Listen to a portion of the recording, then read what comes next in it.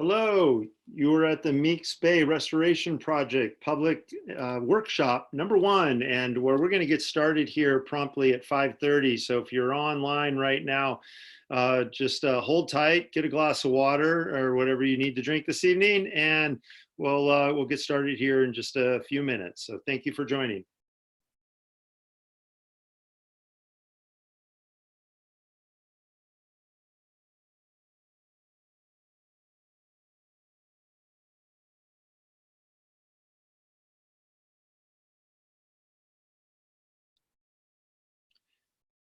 Hello, for everyone that's coming online right now. You are at the virtual public workshop for the Meeks Bay Restoration Project.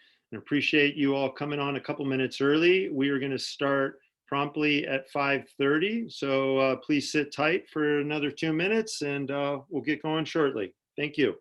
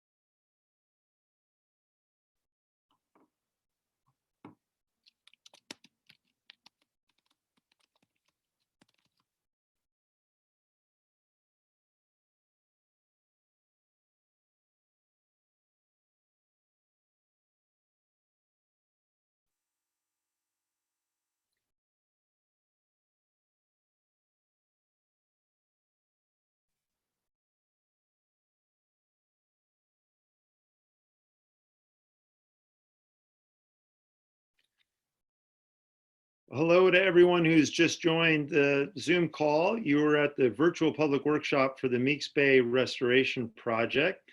And we want to give everyone else a chance to join here. We will start promptly at 5:30. And for those of you who are on right now and can hear me, we ask that you please open the Q&A dialog box and take a look at the interface there.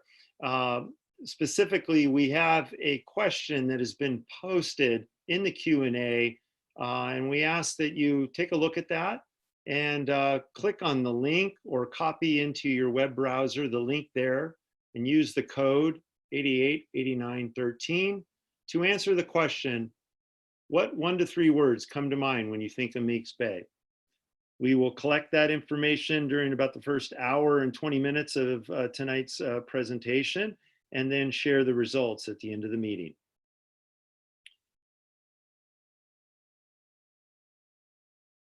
All right, we'll just give it a couple more seconds here and then we'll get started.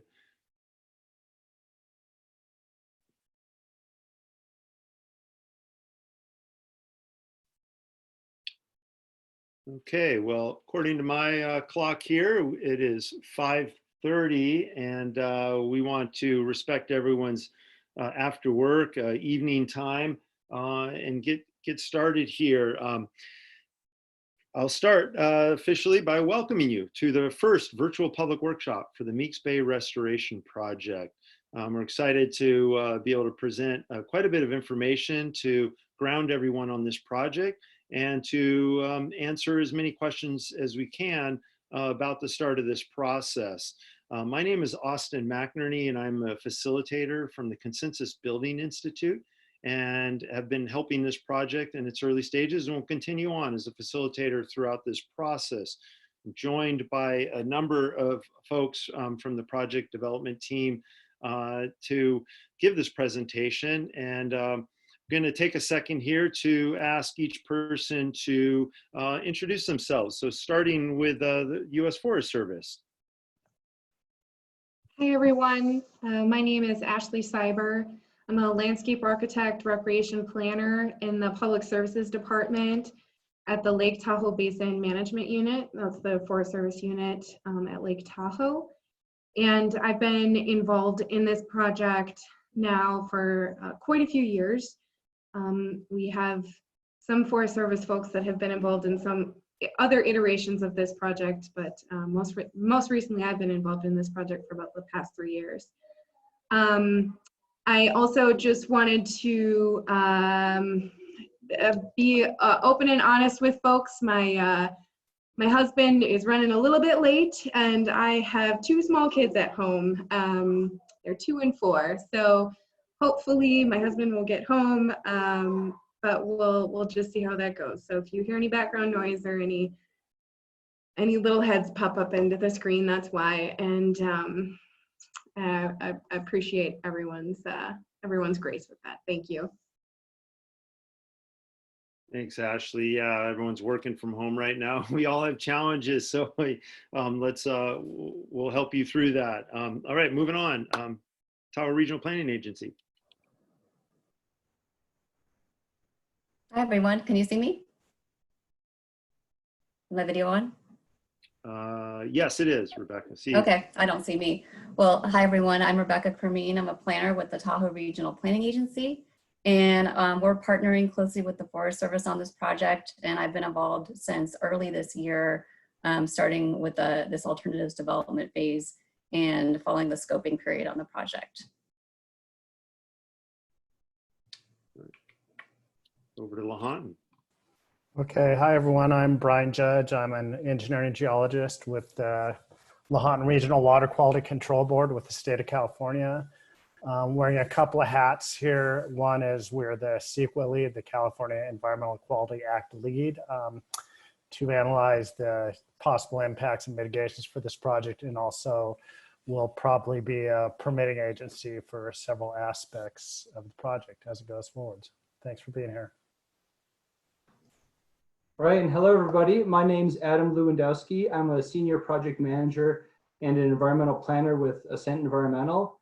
And I'm coordinating a team of technical experts and designers who are supporting the Forest Service, TRPA, and the LaHontan Water Board with this project. And I'm also a Tahoe resident, and I love Meeks Bay, so I'm very excited to be working on this project. All right, next slide, please. Okay, want to make sure all our 52 participants tonight have access to the boxes that they need. So if you please take a second, read the slide here and make sure that we have the controls set appropriately so we can make this webinar as productive as possible. It's going to be really important that you see the presentation, and there's some different ways to configure your screen to allow you to see both the presenters as well as the slides that they're going to speak to. It would also be helpful if you make sure you've got access to the Q&A. So look at the bottom of your screen. I encourage you to open the Q&A box, minimize it or make it smaller, and do what you need to right now to get this worked out. If you have a problem or a question, you can post it into the Q&A, and Tracy, who's online here, will help you out with the technical needs. We are going to be asking a number of times for some input, so it's important that you pay attention here, and we can go to the next slide. I want to walk you through the agenda real quickly. So the overall format of this workshop is to provide you with the background information to help you understand where this project is at and what the future holds for the development of the alternatives and the analysis that will be taken to them. And so to get to that, we will have a number of presentations, first starting with the background and need for the project. Each of these presentations is roughly 20 to 25 minutes with time after each to address any clarifying questions any members of the public may have. We'll also have another 25-ish minute slot at the end of the meeting to address any questions and more substantive questions around the project that weren't addressed in the earlier Q&A. So after hearing about the background and need for the project from the Forest Service, we'll turn to a presentation on agency roles and the overall planning approach that's being taken and TRPA will present on that. And then lastly, we'll go to the alternatives and the environmental analysis that Adam will speak to, and then have time for the broader Q&A. And so we will address the clarifying questions after each speaker, and then get into the larger questions at the end. So please, throughout the workshop tonight, feel free to type in any questions that you may have into the Q&A dialogue box, and all the presenters and myself will be tracking them and then bringing them up during the Q&A to get the responses to the best of our abilities. This session is being recorded tonight, as well as the presentation, so it will be in a format that is on the project website, so anyone can view it offline here. And so if you know others who are interested in this project but weren't able to attend tonight, please share the information with them. And the project website will be on the slide later and is available off the TRP website as well. So with that, we do want to get going here, but I have one last request of everyone. Please think of what 1 to 3 words come to mind when you think of Meeks Bay. And if you'd be so kind as to go to this website that we've set up and use the code shown here on the screen to provide your answers. The software will make a nice visual of all the responses, and we'll share that at the end of the workshop tonight. So for those that are on audio, and if you have access, you can go to the website www.menti.com and use the code 888913, and then answer the question, what 1 to 3 words come to mind when you think of Meeks Bay? And so with that, appreciate everyone dialing in. We have 60 total participants here, and we're going to turn to the background and need for the project. So with that, Ashley, are you with us?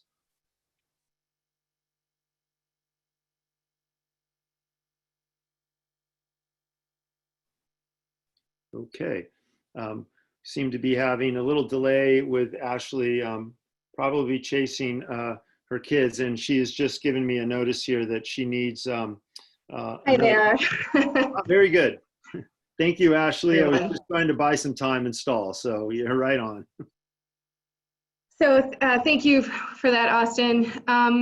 So this project, like I mentioned in my intro, has been in the works in a couple of different iterations. And what we really want to do tonight is give folks a understanding of what the current project is, and you know, what the process is going to be moving forward for developing alternatives, soliciting input, etc. And I'm going to talk about first here the background for Meeks Bay, as well as the purpose and need for the project. And we can.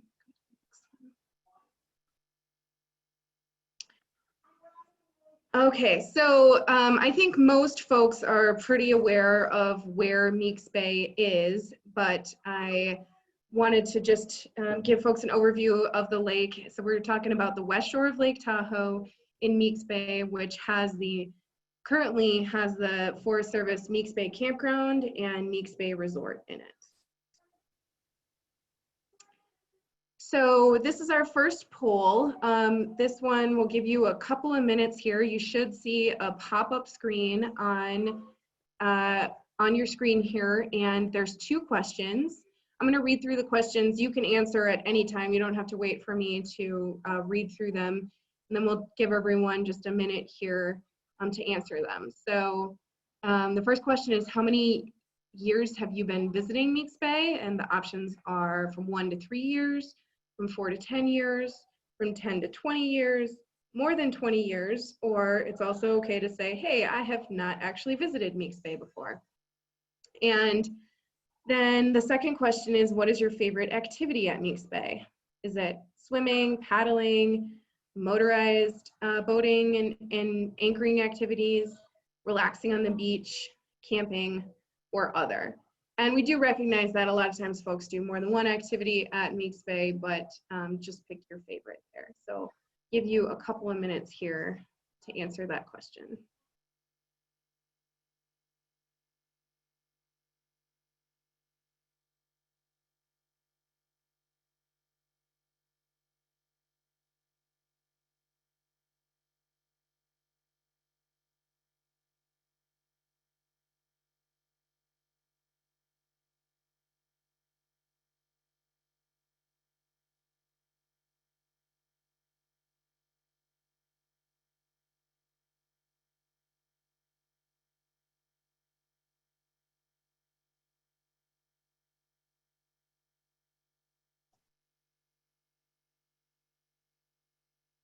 All right, folks, and if folks can finish answering up that question there. In about 10 seconds, we'll put up the results here.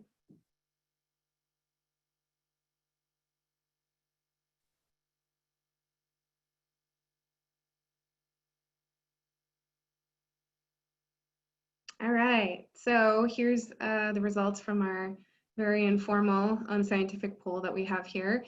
So we have about 8% of, I think Austin said there was 60 participants that have been visiting Meeks Bay from 1 to 3 years. So it's nice that there's some folks who have just been introduced to Meeks Bay. Another 6% between 4 and 10 years, 13% in between 10 and 20 years, and then an amazing 71% of folks have been visiting Meeks Bay more than 20 years. And a couple of folks have not yet been to Meeks Bay.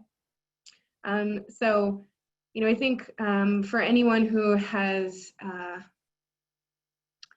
been to Meeks Bay, I think you know that there is a long history there, which we're going to talk a little bit about tonight, and folks really are invested in the site and come back year after year. And our favorite activities then, we have swimming at 17%, paddling, motorized are all around the same percentage, relaxing on the beach, the highest one at 31%, and that's definitely similar to what we've seen and what we observe out there. And thank you very much. All right, so we'll go to the next slide here. All right, so just a really quick background for Meeks Bay. Like I mentioned, there's a long history of land use here, dating back to when the Washoe tribe of Nevada and California used it as a summer camp to hunt, collect plants, and conduct ceremonies. And I recognize that that description is probably does not do those particular activities justice.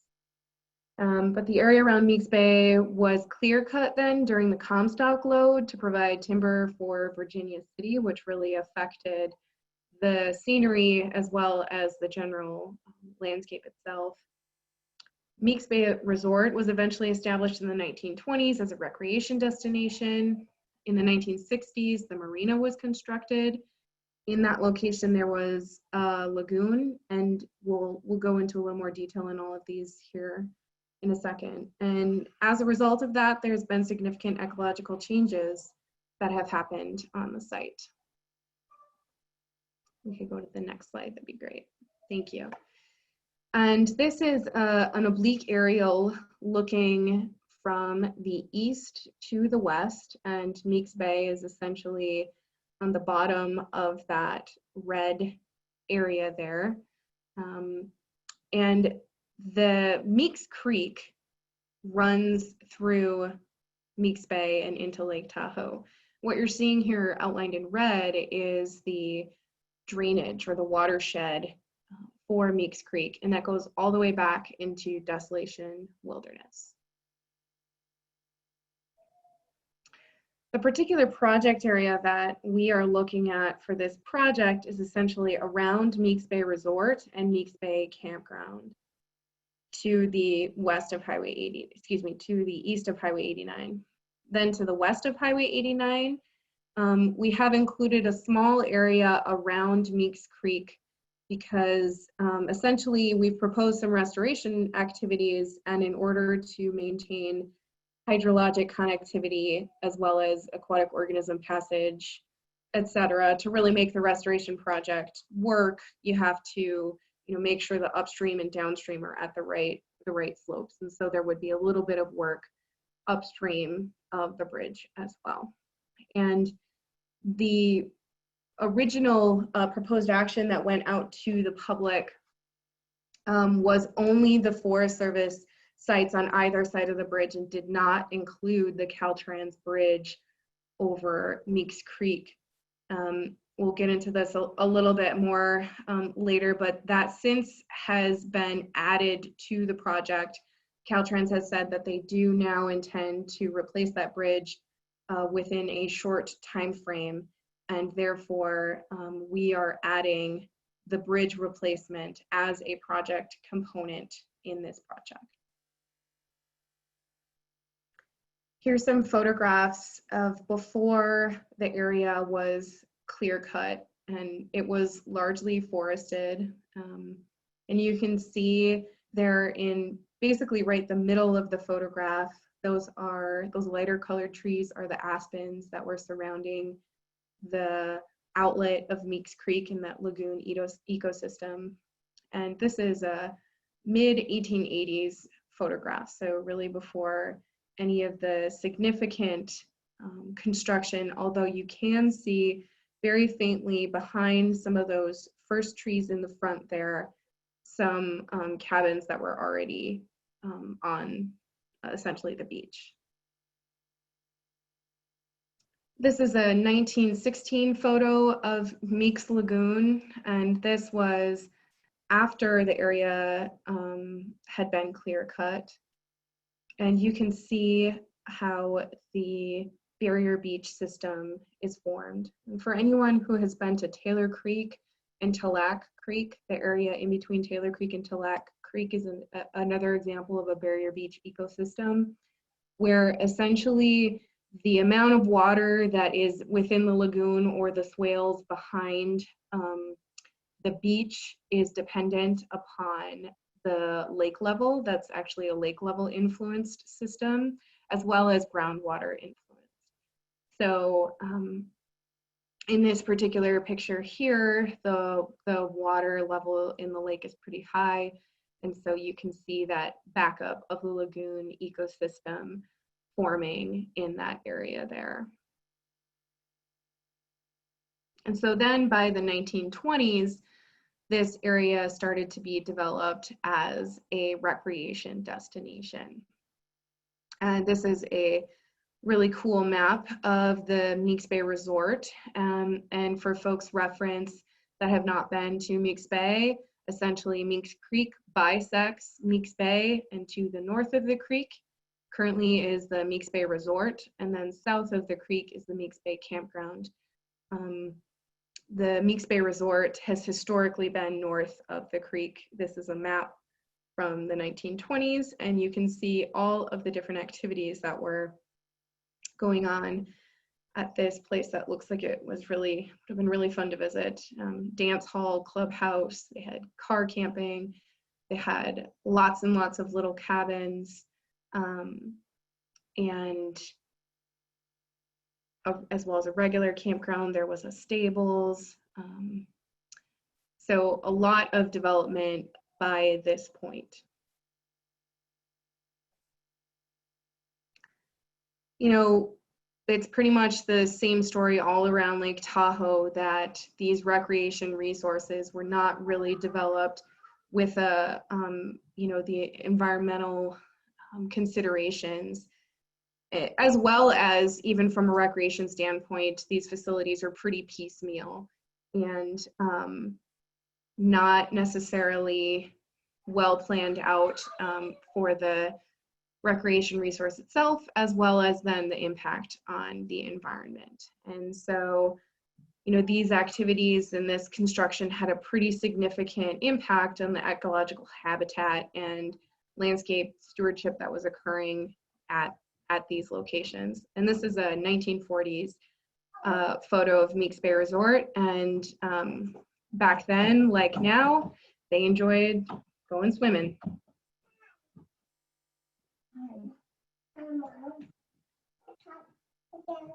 Yeah, that's not your grandma. You say hi to everybody.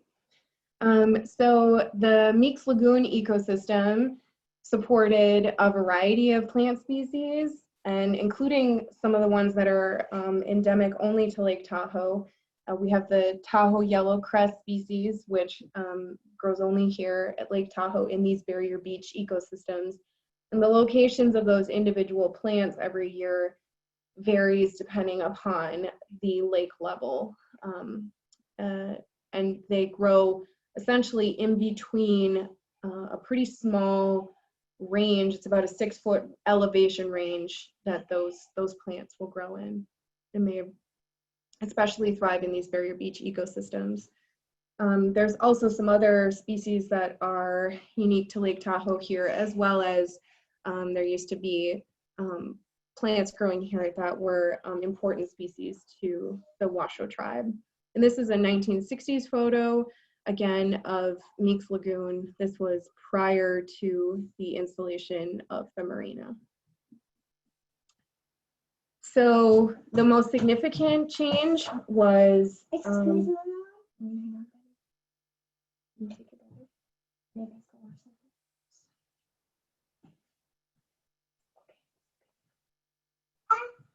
okay, so in the 1960s, the lagoon was dredged to create the marina. It's sort of varied throughout the years, but approximately 120 slips can fit in that marina, and then there's also the boat launch there. So this 1968 photo was taken not too long after the construction of the marina. Also, interestingly, in this photograph is a pier that was located essentially right outside of the lodge at Meeks Bay Resort. This is a photograph, again, of the marina from interior.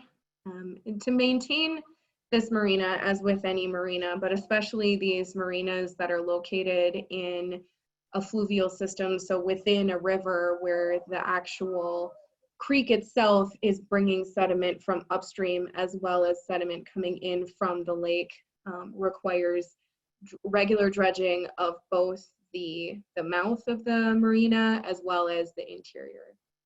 And as a result of that shallow water in the marinas, it's an environment where aquatic invasive species here in Tahoe thrive. So things like warm water fishes, as well as bullfrogs, and then your aquatic weed species, as well as then the greater potential for the introduction of some of the other aquatic invasives, such as the quagga mussels, etc., from the boats that are coming in. And Meeks Marina was essentially the number 2 source of warm water invasive fish and aquatic invasive species in Lake Tahoe, behind the Tahoe Keys. Here's just another interesting perspective of the resulting land use changes, and then the resulting sort of ecological changes on the landscape.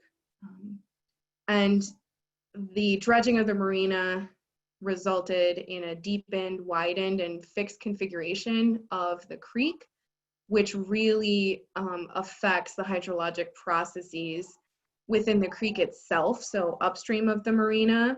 And it has affected, those things affect the creek, such as like scouring that occurs, the changing and the channelization of the creek, and the disconnecting to the flood zone. So historically, these creeks, the slopes along the shores was much more gradual, and then in the spring, you had the flooding that would spread further into the uplands, which would support a much more varied plant community, as well as aquatic and benthic community as well. Here's some examples of what I was talking about related to Meeks Creek. The Meeks Creek, the bridge over Meeks Creek, the Caltrans bridge over Meeks Creek itself is also an issue for the creek.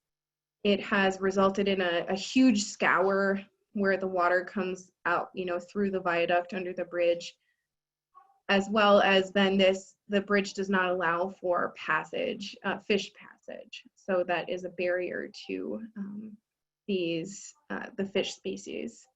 And then the creek channel is just incised and really tightened and in a very deep channel, which is not healthy for the the creek itself and the balance between the deposition and degradation of sediment in the creek, as well as just not allowing the natural processes to occur. And so essentially, it was these reasons why the Forest Service looked at this project area at all. The existing marina infrastructure is in a significant state of disrepair, and also there were some water quality issues with the marina, and essentially, in order to make this marina meet current safety standards as well as current water quality standards, etc., would be a very significant infrastructure investment.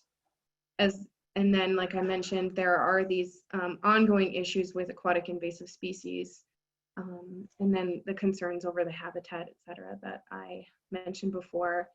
And that's what really precipitated this project. So I'll just read you here essentially what we have for the purpose of this project.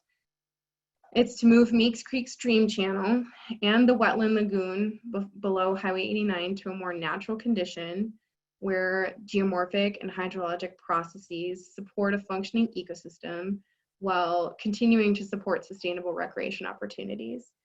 And that last sentence there is really where the sort of unknowns of this project come in. Currently, when the marina was operating, there were seasonal slips, and like I said, depending upon the year and how much dredging had occurred in the marina, up to approximately 120 slips that were shared between seasonal users and then day users that would come in and have a slip for a day. There was the boat launch, and all of the infrastructure, of course, to support those. But those were the activities that were previously there. And what we're really interested in is thinking really critically about what the opportunities were that were there, which of those opportunities we would like to perpetuate into the future, and then further asking the question, okay, of those opportunities that we want to continue, then how can we actually do those activities? And is there a different way than just the current configuration? And folks later on in this presentation will be talking about how we're developing alternatives, but this piece about supporting sustainable recreation opportunities is really how we are thinking about the overall project and what the impacts of various restoration activities might be, and then how we might be able to mitigate those impacts to recreation through various activities. And I'll just throw out there really candidly that in looking at the proposed action that went out to the public, we really said, okay, what's the main goal that we would like to achieve with this project, which was the restoration, and then what could we do to mitigate the impacts to recreation? And we proposed one option, which included the pier and the boat ramp to the south of on the south end of the bay there. And I just bring that up not to start the conversation about alternatives quite yet, but just for folks' understanding of that's the logic that we're using when we go through these actions in determining, which recreation opportunities actually get included in the project. It's really related to how can we maintain sustainable recreation on the site. And I think that I went over most of these things here, but so like I mentioned, the following needs have been identified. So improving the hydrologic function of the creek, the lagoon, and the floodplain, restoring the degraded aquatic and wetland habitats and the barrier beach. And essentially, we're looking to try and provide landscapes that are more resilient to a changing climate, which includes, for example, the marina, with the issues of the low water level and not being able to maintain the marina without significant dredging. And then you can see over here on the right, this was the proposed action diagram that was included in the project. So some of the activities that we then thought through to either mitigate those restoration effects on sustainable recreation, or also to sort of round out the whole idea that we want to come through this project and do restoration activities, which also to us includes water quality protection measures throughout the resort and the campground. So there were a few other activities such as formalizing parking and BMPing that parking, adding best management practices, changing the northern part of the bay, sort of right to the south of the Kellett beach area there, essentially taking out the gabion wall that's there, the metal grates with the rocks inside that have rusted and kind of created a minefield there, but also don't serve as a very functioning seawall, including pedestrian connectivity. So in this proposed action, we've included the bike path with a bridge across Meeks Creek that goes through the campground and a resort. And then the restoration activities really have, in order to do a full restoration, it would have an impact on the circulation for the campground side of the bay. So essentially redoing the campground, the circulation, the day use, etc., to the south there. We want to improve the fish passage through the Highway 89 stream crossing, and like I mentioned, that includes fish passage underneath the bridge. We want to control and eradicate these weed and invasive animal species. We want to promote TEPCS species, and that stands for Threatened, Endangered, Protected, or Candidate Species. The Tahoe yellowcrest is that example there, as well as Lahontan cutthroat trout. And I mentioned the Caltrans Bridge to facilitate aquatic organism passage, and then maintain and enhance access to Lake Tahoe and National Forest System lands, provide sustainable recreation opportunities consistent with the functioning ecosystem, enhance educational and interpretive opportunities, and enhance species of value to the Washoe tribe. And I think that really concludes my presentation related to the background of the project and the purpose and need. And with that, I'll turn it back to Austin here for some of the questions. Yeah, thank you, Ashley, and appreciate you managing the presentation with your kids, keeping you busy there. So we did receive a number of questions during your presentation. We want to take a couple minutes and scroll through those and see which we could maybe expand on a little bit. Quite a few questions from one gentleman around the hydraulics of the marina and the creek there, and some questions regarding the size of the actual lagoon as it compared to the size of the marina. So I'm wondering if you could elaborate a little bit about what your knowledge and background is and how the computation of around 23 acres of wildlife being displaced, if you have any background on that. Yeah, so the information related to the restoration project really has come from a report that was completed, I think it's more than 10 years ago now, when this project originally began, and that report is on the website, and I encourage folks who are interested in the hydrology to take a look at that. It's very, very detailed, and it gets into a lot more of the information about numbers, etc. The 23 acres, to be honest with you, I don't have, the exact numbers in front of me. Obviously, the marina itself is not 23 acres, but what that number is referring to is the area that has been affected, the hydrology that has been affected, as well as the resulting habitat that has been affected as a result of the installation of the marina. Okay, good. Can you speak a little bit about the invasive species, and specifically what evidence does the project team have that Meeks Marina in the creek currently pose a greater risk to introduce invasive species than any other boat ramps in the area? So that's a great point. All boat ramps do pose a risk of invasive species. I would not say that this boat ramp in particular poses any additional introduction of invasive species. The difference here is the marina itself actually can serve as a source. So we're not talking about mussels, quagga mussels coming in on a boat. That's really no different between Meeks Bay or, any other boat launch. It really just has to do with, whether or not people have cleaned their boats sufficiently. But the marina itself, because of the shallow water, creates a warm water environment, which is not present in Lake Tahoe in any other areas except for example, the Tahoe Keys.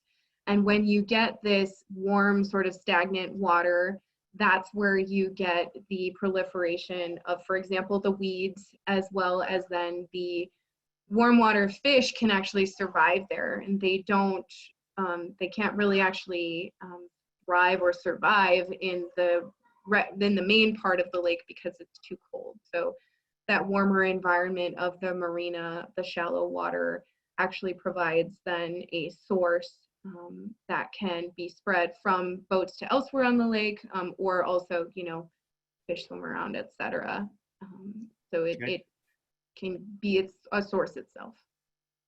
Great. So time for another question here. Do you know how many campsites Meeks Bay currently has, and any ideas on how many there would be after the restoration project? Ooh, good question, and I apologize. I am not up on my numbers at this point.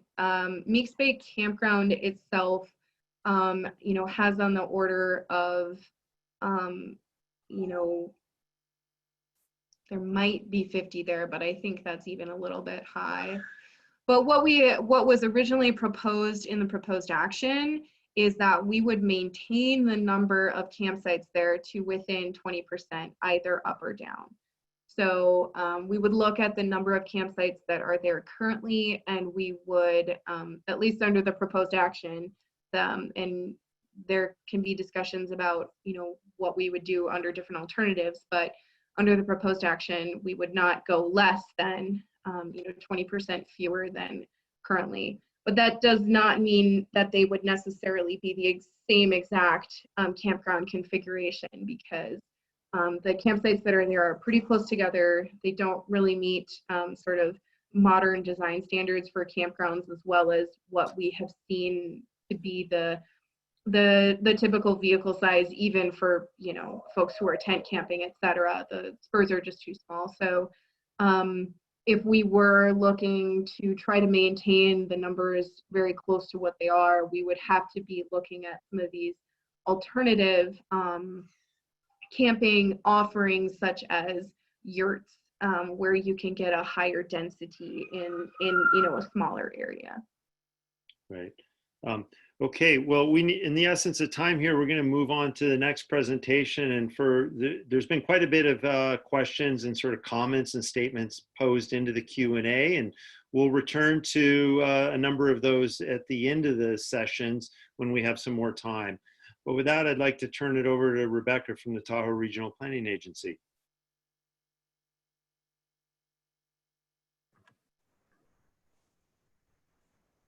Okay, hi everyone. I'm Rebecca Cremeen. I'm a planner at the Tahoe Regional Planning Agency. I'm excited to have the opportunity to work on this project and to be part of this great team we have here today, working with the Forest Service, Lahontan, and our consultant team. The Meeks Bay project is certainly a priority restoration project for the Tahoe Basin, and it's a special place for a lot of people. A lot of people have been going there. It's a hot spot on the West Shore, and it deserves the attention that we're giving it to make it a sustainable recreation destination on the West Shore. So what I'm going to do is just go through an overview of the roles of the different agencies that are managing the project, and then go over the planning process and timeline from here forward. I'll also touch briefly on some of the plans and projects that are happening on the West Shore, as well as overall in Lake Tahoe, including the Lake Tahoe Shoreline Plan and how that might affect the Meeks Bay project. So this slide really goes over the different agencies and all of the roles. So you heard from Ashley earlier, the Forest Service really is the lead on this project as the land manager at Meeks Bay. And they also are the NEPA, the National Environmental Policy Act lead for this project. So the plan will need to comply with all of those regulations and process for planning. You heard that Ashley was the lead on this. We also have Stephanie Heller as a hydrologist on the project and a point of contact for this. The TRPA, we are working closely with the Forest Service under a contract to manage the environmental review and as well as the public engagement and the facilitation for the project. So we started working with the project with the Forest Service probably early 2020, and then we'll be working throughout the life of the project really. We're convening the stakeholder forum, the collaborative process, overseeing all the contracts. As some of you know, the Tahoe is very unique in terms of its environmental regulations. Under the Bi-State Compact, we do have environmental requirements to uphold the environmental thresholds for Tahoe. And this is above and beyond the NEPA process and the CEQA process. So we'll be overseeing that as well. And then we have the Lahontan Regional Water Quality Control Board, and they're the California lead agency, making sure we comply with all the CEQA rules and requirements. So the project, the environmental document will be a joint document under TRPA, the Forest Service, and the Lahontan Water Board. So once TRPA got involved in this project, we recognized following the scoping that we received a lot of comments, and we really needed to do a robust stakeholder engagement process. So following our contract and agreement with the Forest Service, we took a deep dive into those comments received during scoping, and we conducted a stakeholder assessment. So Austin's team did a really great job really fleshing out some of the issues that folks and concerns about the project, as well as suggestions on how to make this a really great project. So the stakeholder assessment we completed in the spring, and we actually have the results of that. If anyone is interested, we have that on our project website, so you can take a look at that. And what came out of that assessment was the formation of a stakeholder group.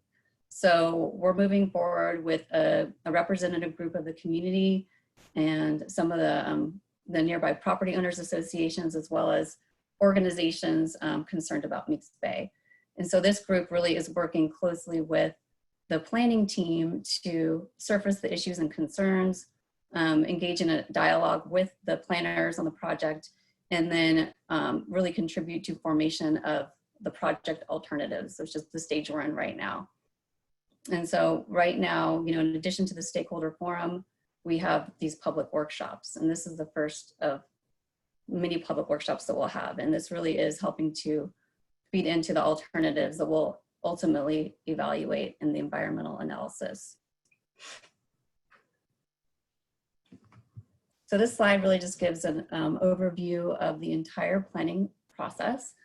So where we are now is developing the project alternatives. So we're in the summer 2020, taking your input, feedback to really shape those alternative themes. So we're kind of right now at the high level, and we'll take those into more specific project alternatives to be evaluated by our planning team, Ascent Environmental, and they'll be working on this fall and winter. And so you'll see a draft environmental analysis of those alternatives next year and have a chance to take a look at those. And then we hope to adopt the plan. It's a little ways out still into late 21, early 22. We'll plan to have a final document out. And so all along the way, we'll have public workshops to evaluate these and to get input on those projects and plans.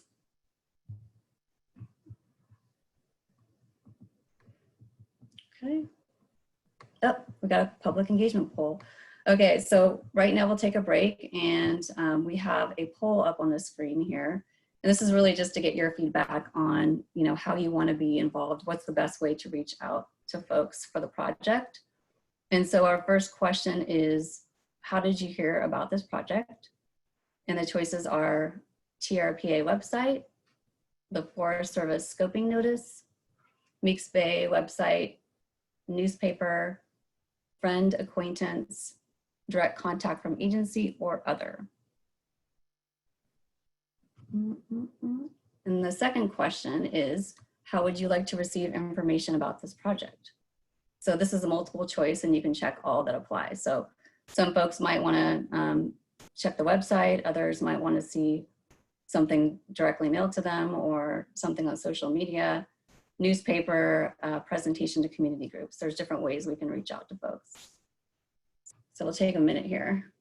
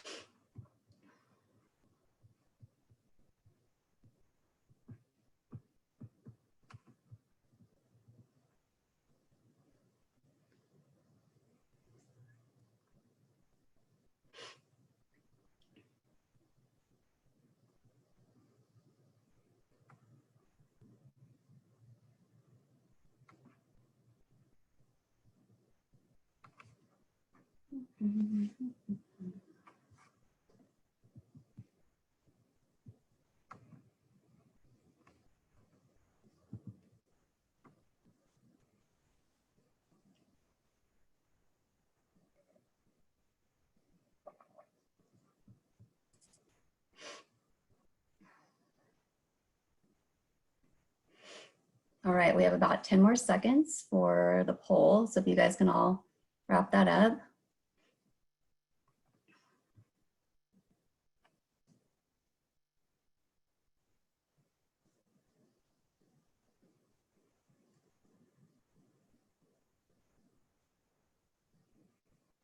Okay, so we've got the results of the poll.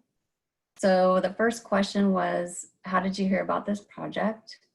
And the majority of you said you heard from a friend or acquaintance. So word of mouth seems to be the number one, followed by, looks like other, and then direct contact from agency.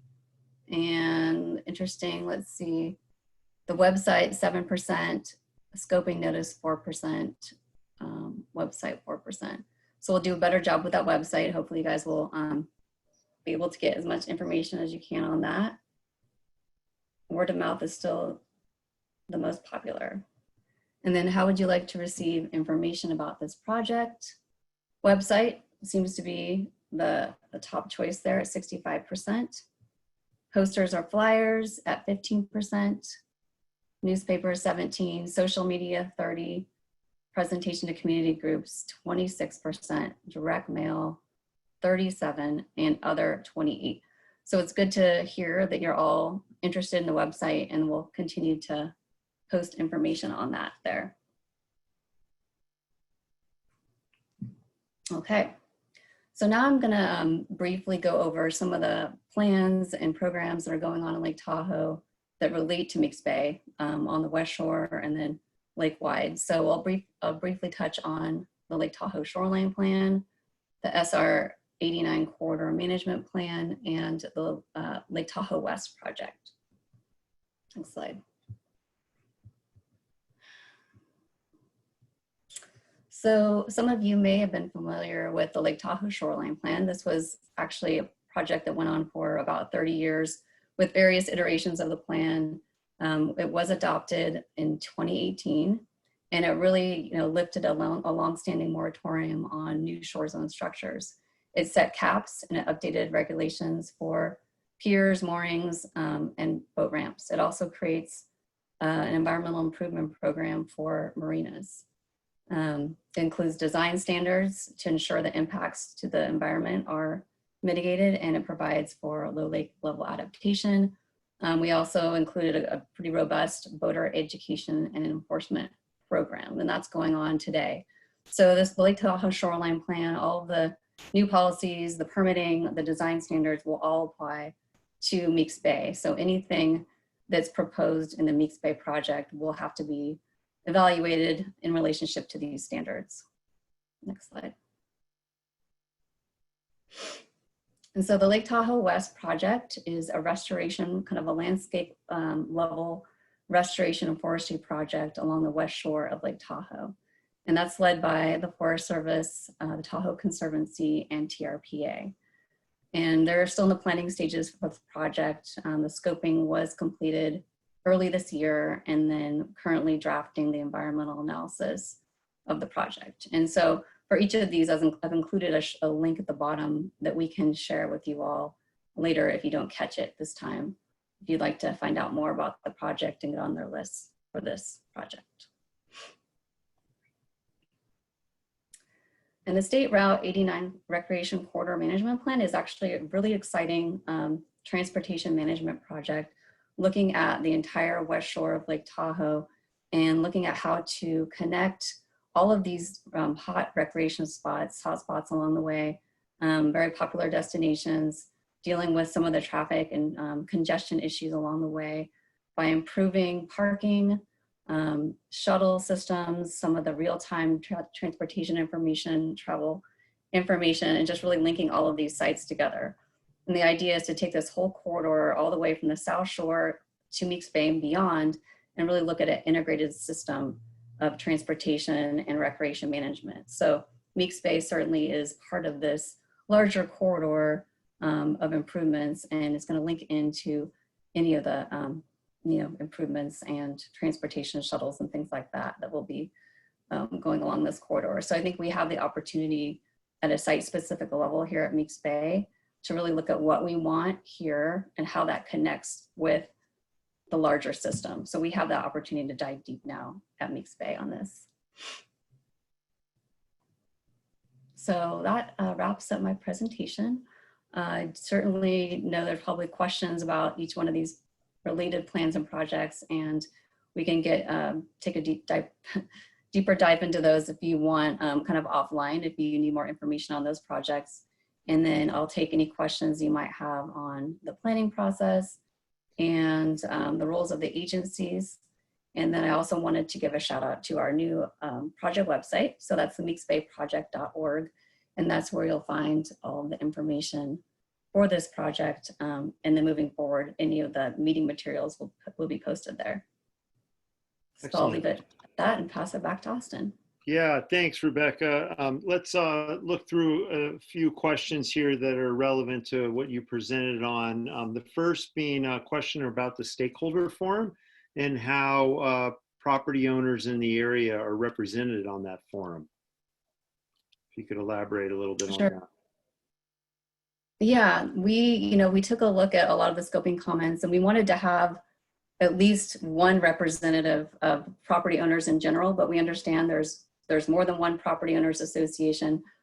So we do have the Tahoe Lakefront Owners Association, and we have a representative from there representing all lakefront owners of Tahoe. We also have the Meeks Bay Vista Property Owners Association as a representative group, and the Woodland Pier Association.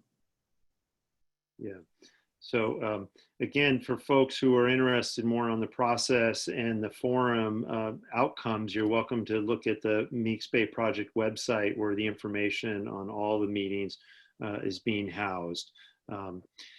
Okay, so I'm scrolling through the questions here.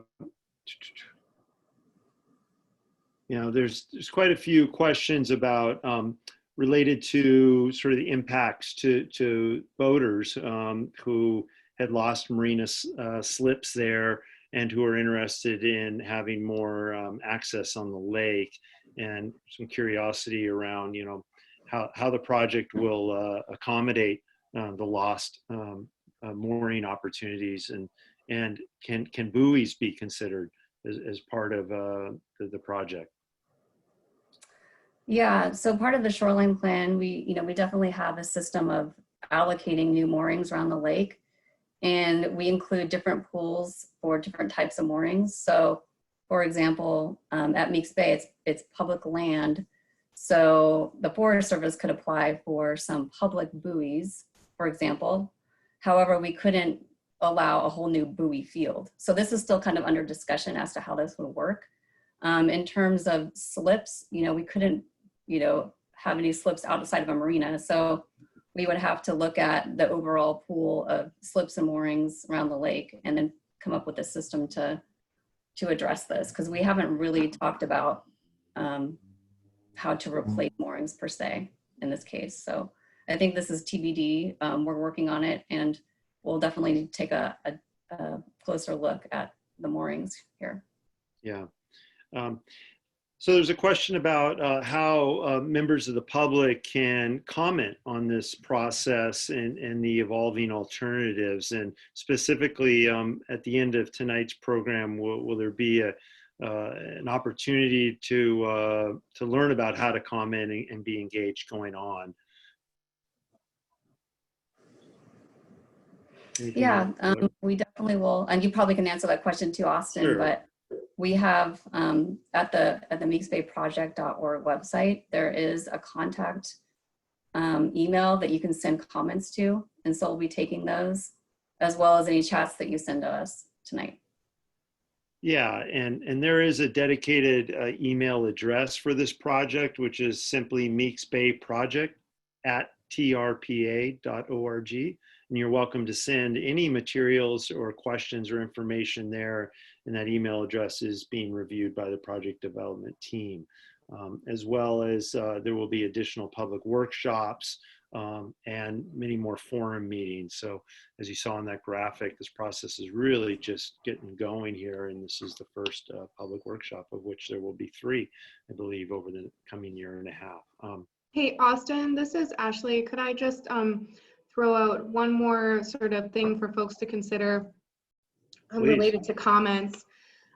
So I do want to stress that we're in this sort of collaboration phase here, this public stakeholder engagement, but there are going to be sort of distinct comment periods related to the environmental document that are coming up. And I really encourage folks, if you want, to stay involved in this process and to comment during those specified comment periods, in addition to whatever comments you'd like to now, because that's the process that we really use when we are evaluating the environmental effects and changes we might make to the document itself, and eventually the decision that comes out on the other end. So thank you.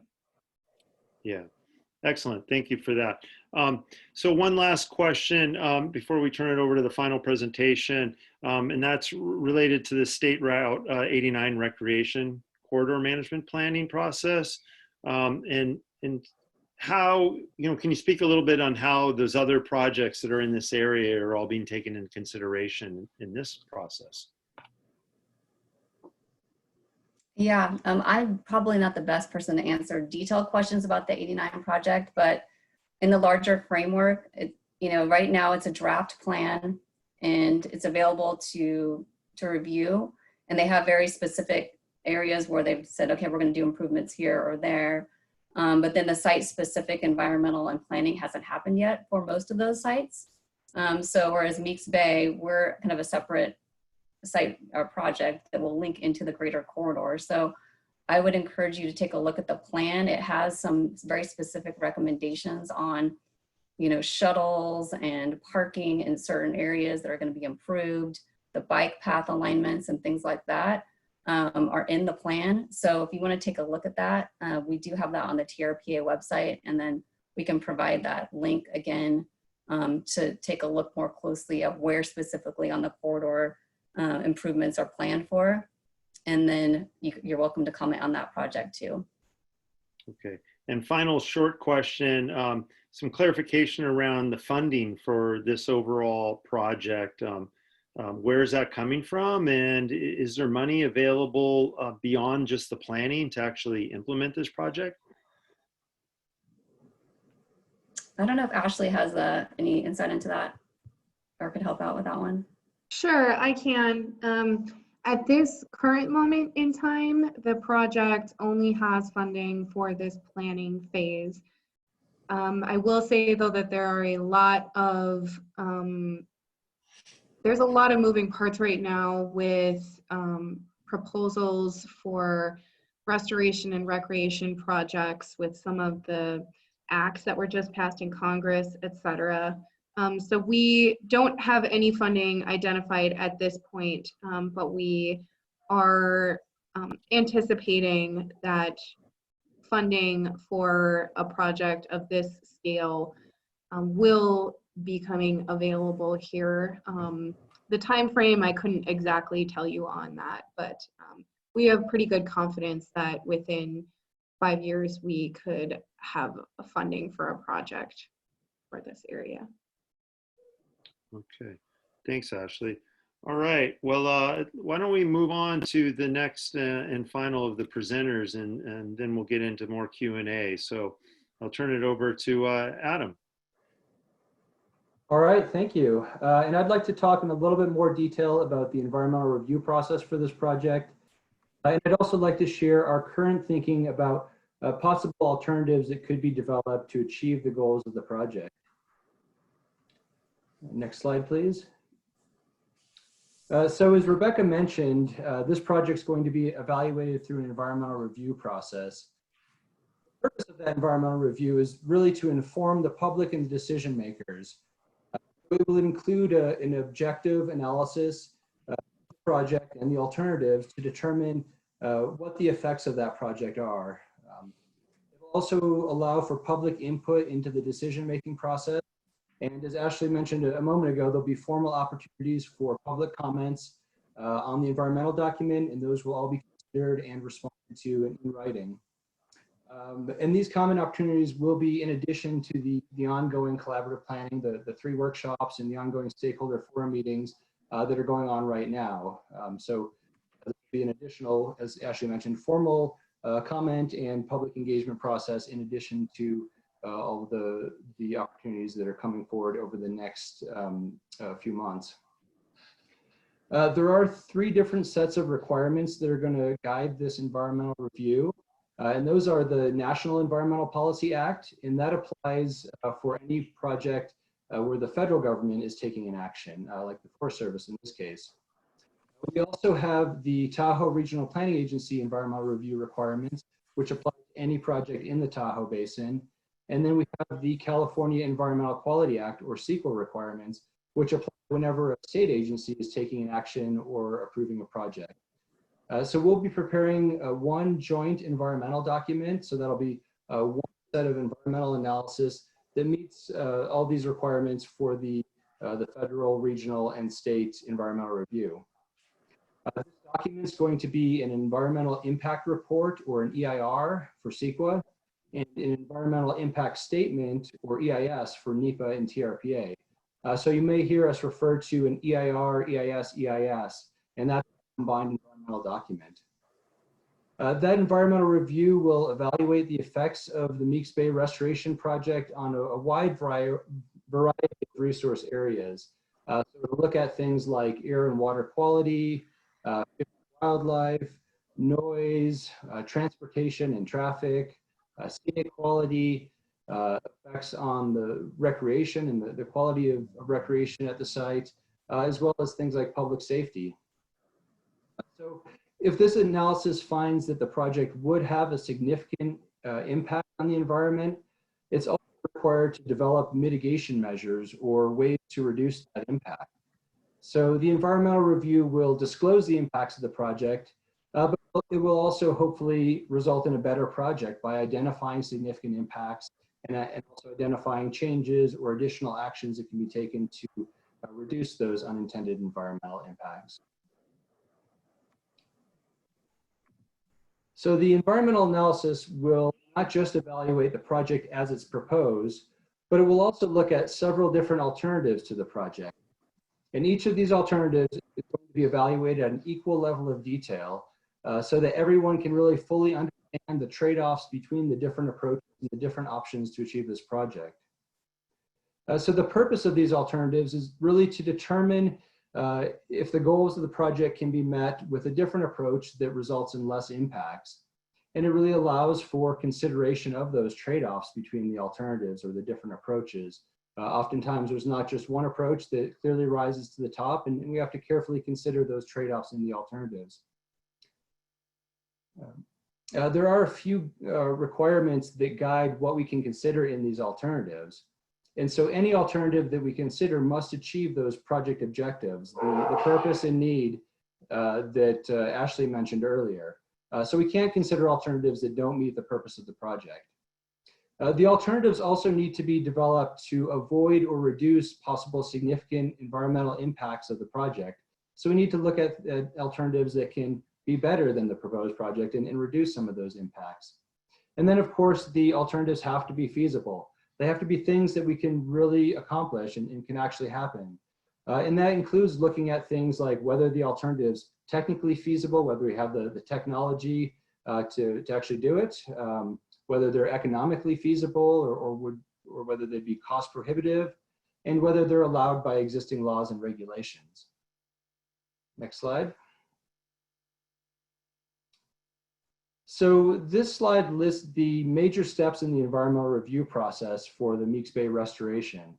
And Rebecca touched on this process a little bit, but I want to go into a little bit more detail.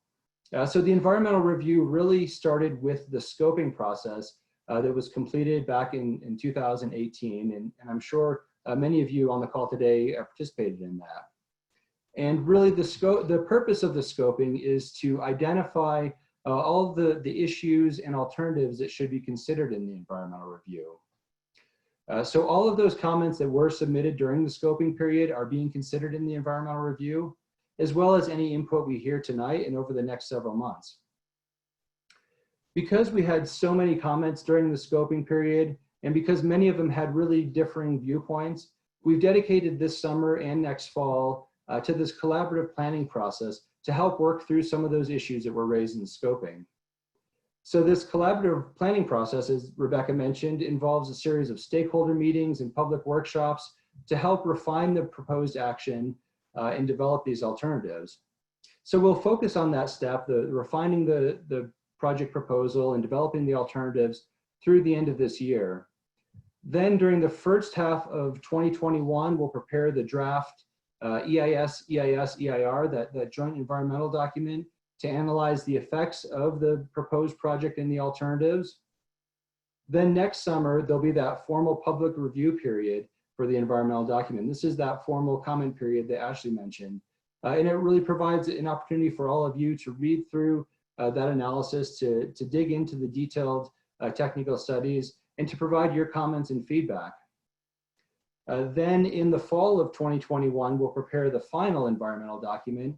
And this involves carefully considering all of the comments that were submitted during that formal comment period, preparing written responses to each of those comments, and then refining the analysis or the project as needed based on the information that's provided in those comments. And then finally, in the winter of 2021 and 2022, there'll be a formal objection period under NEPA. And so anybody that did submit comments during the formal comment period is eligible to object to the project. And then there'll be a final certification of the environmental document and an approval process for the project. So that's just the schedule for the environmental review. As Rebecca mentioned, there's also other steps after that. There'll be additional detailed design and permitting needed before the project can be constructed. So actual implementation of the project is several years out. So this image shows the proposed action or the proposed project that was released as part of the scoping process in 2018. And Ashley went over this earlier, and many of you also saw it during the 2018 scoping process. But just as a reminder, the proposed project included removal of the marina infrastructure to allow for restoration of the creek and lagoon. And then because that restoration would result in the loss of existing boat access at the marina, the proposed action included a boat ramp and a pier at the south end of the bay as a way to continue to provide that boat access and try to make up for the loss of the marina. The proposed action also included a number of other elements, including improvements to pedestrian and vehicle movement and circulation within Meeks Bay, reconstruction of the campground and trailer and day use parking, other resource protection and resource management actions like invasive species eradication, as well as installation of interpretive and educational opportunities. So a lot of people provided comments on this proposed action. Some of those comments were opposed to the construction of a pier and boat ramp entirely. And other comments felt that a pier and boat ramp were okay, but they shouldn't be on the south end of the bay. They should be in a different location. Many of those comments on the pier and boat ramp raised concerns about noise, traffic with vehicles, driving through to launch boats, public safety with the additional boat traffic and potentially the loss of the marina as a safe harbor, and a whole range of other effects of the pier and the boat ramp on campers, paddlers, beachgoers, and neighbors. Some of the other comments during that scoping period expressed concerns about the removal of the marina, and they felt that the boat ramp and pier just couldn't make up for the loss of the marina because it didn't provide for that long-term mooring and storage of boats on site. Next slide. And so while there were lots of different comments and lots of different viewpoints, when reading through the scoping comments that have been submitted and the feedback that we've heard to date, it's become clear that there's general support for the concept of restoration. And I know it's not 100% support. There are some that feel like the restoration lagoon is not necessary. But based on the comments that were received, most people thought that restoration was a good thing and they were generally supportive. But the majority of the concerns that were raised and the majority of the potential environmental impacts that were identified really related to this key question of what happens when the restoration occurs and you remove the marina.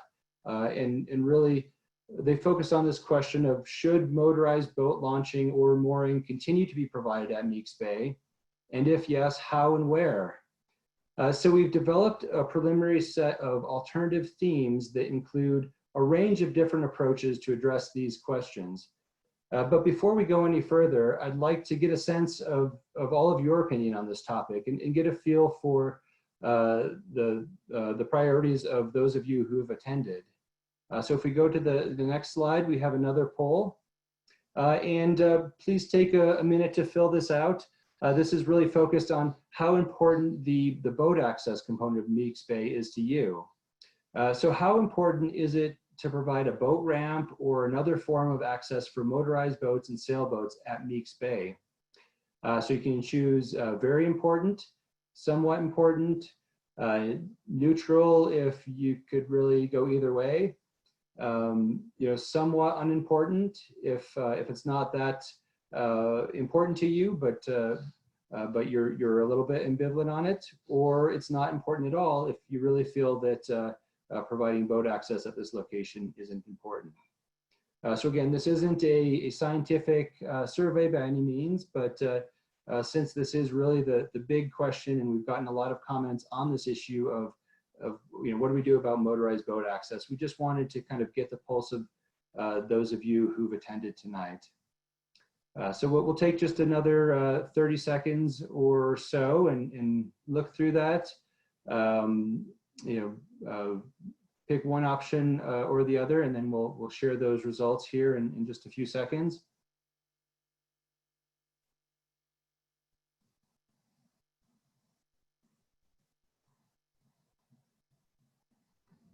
All right, and don't forget to click the submit button on the bottom of the pop-out once you've selected your answer.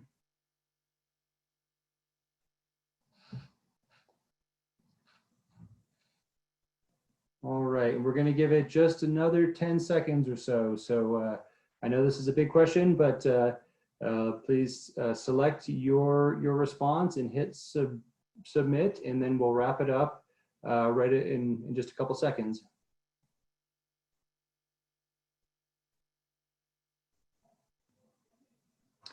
Okay, so you can see the results here. It looks like, there's not a whole lot of people in the middle. We've got about 16% who felt that the maintaining motorized access is very important, and we've got about 56% who felt like it was not that important at all. And then 9% kind of in the middle there with the somewhat important, somewhat unimportant, or neutral. So it seems like from this group, the majority is doesn't feel like that's important, but I know there's strong feelings on all sides of that. So moving along here, this slide shows the preliminary alternative themes that we've identified. And I want to be clear that these are alternative themes. They're not fully fleshed out alternatives. So we haven't yet prepared detailed designs for alternatives, and we haven't made any final decisions on which alternatives will be evaluated in the environmental review. But we wanted to share these and get your feedback on them. So these themes really are a set of major differences that we can use to develop those more detailed alternatives for review. So after we get your feedback tonight and review the comments that are being submitted, we'll then develop a set of alternatives, and we'll bring those back at the next workshop in October to share those alternatives and get your feedback on the alternatives. So you can see the three themes right here. Theme number one really includes those same basic project elements that were in the proposed action that was released back in 2018. It would include complete removal of the marina and restoration of the lagoon and creek. It would attempt to continue to provide that boat access with a pier and a boat ramp.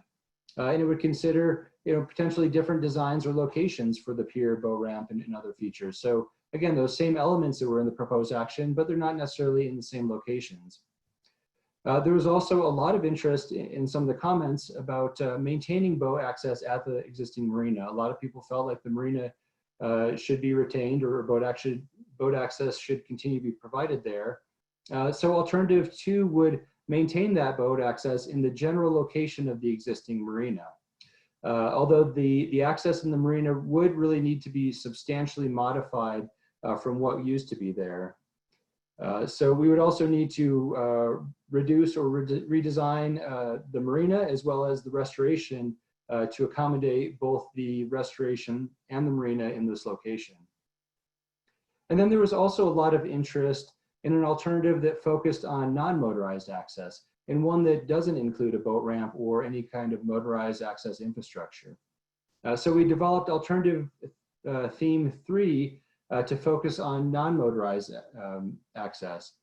This would involve complete removal of the marina and the restoration of the lagoon, but it would not include a boat ramp or other features to provide motorized boat access. So I'll go through each of these themes in a little bit more detail. And the intent of alternative theme number 1 is really to achieve that full restoration of the lagoon and the creek, but to maintain some kind of motorized boat access. So again, this is very similar to the proposed action that we described earlier. The marina would be removed, the creek and lagoon restored, and then the pier and boat ramp provided. But one of the ways that this alternative could differ from the original proposed action is by looking at different locations for the proposed pier and boat ramp. So based on the comments that we've received, some of the input from the stakeholders and from the technical specialists, there are about 3 possible options for a pier and boat ramp. One option would be that it would be located somewhere on the south end of the bay, near where it was proposed in the original proposed action, down here where you see this question mark. It could be also located up on the north end of the bay, near some of those rental cabins, right at the north end here.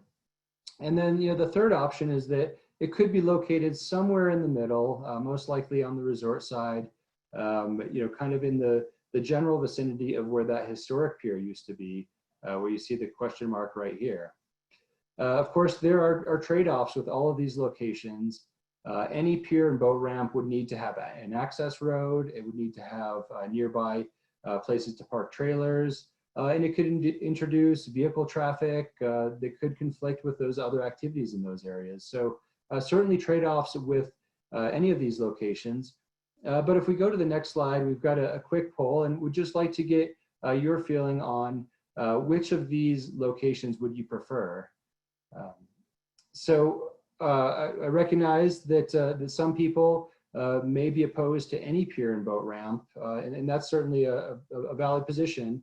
But for this exercise, let's just assume that we all had to choose one of those locations. If you had to pick a location for a pier and boat ramp, where would you prefer to see it? Would you rather have it on the north end of Meeks Bay, near the rental cabins in the Meeks Bay resort side?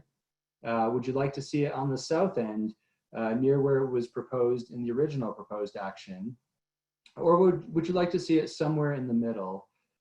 So just take a moment or so and pick one of those answers. And then again, don't forget to hit the submit key at the bottom. So again, I want to make sure we're clear. This isn't a scientific survey by any means, but we just want an opportunity for all of you to weigh in on this. Ideally, we'd be meeting in person and we could talk through these in a little more detail. But hopefully in this virtual setting, this at least gives you an opportunity to weigh in and share some of your preferences. So we'll give it just another 30 seconds or so and select one of those, and then we'll move on.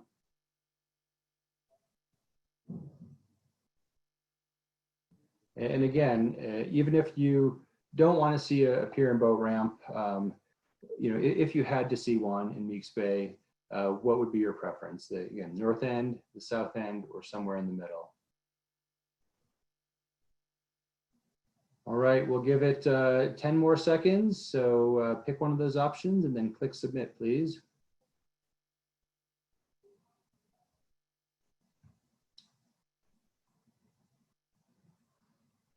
All right. So here you can see the results. So the majority of you, about 65%, preferred the location on the north end. And then only about 16% selected the option on the south end where it was originally proposed. And then there's about 19% that would rather see it somewhere in the middle. So thank you all for filling that out. That is very helpful feedback. And of course, if you have additional thoughts on that, you can always submit them through the Q&A or through the email address that Austin mentioned, because I know there's a lot more to it than just picking an A, B, or C. So I'd like to talk a little bit about alternative theme number 2. And the intent of this one really is to avoid some of those impacts that people brought up, some of those concerns about a pier and boat ramp, like the scenic effects of a pier and the need for parking for trailers, but while still providing some form of boat access. So, obviously this alternative would not need a pier or a boat ramp because the boat access would continue to be provided near the location of the existing marina. Now, I do want to be clear, though, that this alternative could not simply keep the marina in the same location and size and configuration as it used to be, which is shown here on the screen. And that's because any marina requires deeper water. It requires ongoing dredging to maintain boat access, as well as hardened infrastructure, as you see here in the photo. And so it's just not possible to keep that marina while also achieving the objectives of restoring the lagoon and restoring it back to a more naturally functioning lagoon ecosystem. It would be shallower with more wetland vegetation like what was there historically. But given that the marina can't simply stay as it is, we are evaluating whether it's feasible to provide some form of boat access near the location of the existing marina.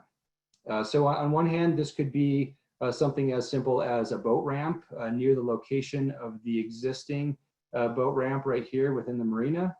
Or it could be some form of much smaller marina that's still in this location and still provides the opportunity for slips and to moor boats and store them there. But it would have to be physically separated from that restored lagoon. All right, next slide. And then the third alternative theme is this non-motorized access emphasis alternative. And the intent here really is to, again, avoid those impacts associated with the pier and the boat ramp, avoid the traffic, the noise, the scenic effects of having a new pier and boat ramp, but also making sure that we can achieve full restoration of the creek and lagoon. So this alternative would remove the marina infrastructure and restore the creek and lagoon, just like the proposed action, but it would not include a boat ramp or any other way to launch motorized boats and sailboats at Meeks Bay. So instead, the Meeks Bay would be managed primarily for non-motorized access and recreation. Of course, boats that launch elsewhere could still come into the bay, but you couldn't launch or moor a motorized boat at Meeks Bay. This alternative could include some other types of infrastructure like accessible access points for kayaks and paddle boards or other recreation enhancements or other facilities to support non-motorized recreation. So I realize there's a lot to those and a lot of things to consider, and these alternatives haven't been fully fleshed out. But if we go to the next slide, we've got one more poll. And we'd really like to just kind of get your feel for your preference of these alternative themes. So please just take a minute and think through those different alternative themes and let us know which one's your favorite. Do you prefer theme number 1, which would involve removing the marina, restoring the creek, and installing a pier and boat ramp to provide that access? Or would you prefer alternative theme 2, which would be to provide or retain some kind of boat access near the site of the existing marina while still restoring the creek to the extent we can? Or do you prefer alternative theme 3, which focuses on that non-motorized access and would allow for full restoration of the creek and lagoon, but would result in the loss of the boat access that has been provided at the marina. So we'll give just another 30 seconds or so. Please think through those, pick one of the options and hit submit. I also recognize that there's probably a lot of gray area between these. These alternative themes are really the sideboards of what could be considered. Even if you would like something that's somewhere in between or some variation of these, for the time being, just please pick which of these themes you would prefer if you had to select one. And of course, if you want to share some more thoughts or nuances, go ahead and either enter those into the Q&A box now, or you can send those to the email address for the project. Let's wrap up that poll here in the next 10 seconds. So if you haven't clicked one, click on it now and hit submit, and then we'll see what the results are.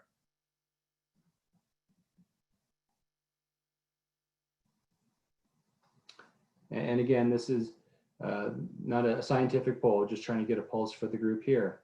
So you should see the results popping up on your screen. It looks like 65% of you liked the non-motorized access emphasis alternative. And then coming in next was the alternative theme 2, the one that would provide or retain some kind of access near the marina. And then the theme 1 with removing the marina, installing a pier and boat ramp came in last, with about 12% of people preferring that. So great, thank you all for participating in that. If we move to the next slide, that's really the end of the presentation portion. I know a lot of people have been submitting questions, so we'll have all the panelists come back on. We'll go through some of those questions, but before we do, I just want to redirect you to the project website, meeksbayproject.org. On the screen, make sure that you put that in your favorites and go to it regularly. We'll keep posting information there. And then there's that dedicated project email, meeksbayproject@trpa.org. So you can submit questions or comments to that email at any time. And with that, I'll turn it back over to you, Austin. Great. Thank you, Adam, and all the presenters for getting us through quite a bit of information. It's after 7, and we have this time allotted until 7:30. So we have plenty of time here to dig in to a number of questions that were submitted. And so as everyone's been talking, I've been reviewing the Q&A dialogue and basically extracting the questions that were in fact questions and not just sort of comments or opinion. And I want to get to those, but I want to remind everyone who has submitted comments and suggestions and questions that all of your input will be reviewed by the panelists as well as the additional folks that are part of this project. And so the input will definitely be used in informing the next steps in this overall process. So please, as Adam pointed out, if you have additional thoughts or you want to submit information that you think is helpful to the refinement and development of these alternatives, please do so through the project email. And if you want to be contacted for follow-up, please provide information on how one of the project development team can actually get in touch with you. So with that, again, just in the order that I came across them, I'm going to read some of the questions, and I look to the panelists to decide on who should weigh in first, and we can have a dialogue on a couple of these questions. So first of all, is there going to be consideration for public safety and sheltering from the rough waters of the lake if the marina is not replaced? Yeah, and I can start with that one. So public safety is one of those key issues that's evaluated in the environmental review. I know a lot of times people think of environmental review as strictly the environment, but it's also looking at things like public safety. So that'll be a consideration through that environmental review process, but it's also informing some of the planning. We do have a representative from the Meeks Bay Fire District on that stakeholder forum. And they've been providing their input on, the importance of access and evacuation sites at Meeks Bay.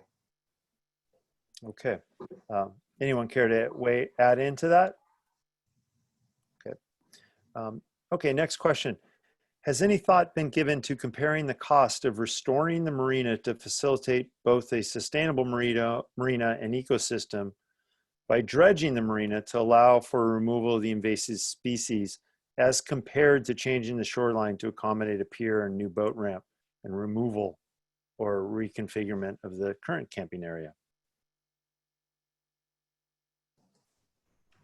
Sure. So, I think we're trying to get at that with that alternative theme too.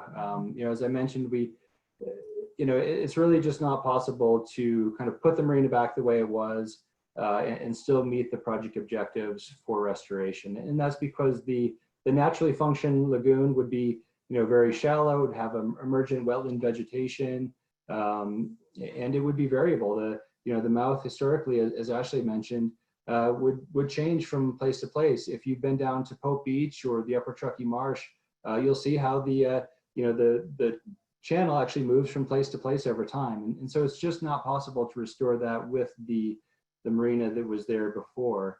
But we are trying to evaluate the feasibility of that. It is a little bit of an engineering challenge, but we're trying to come up with some way to still provide those amenities of the marina while achieving the goals of the restoration project.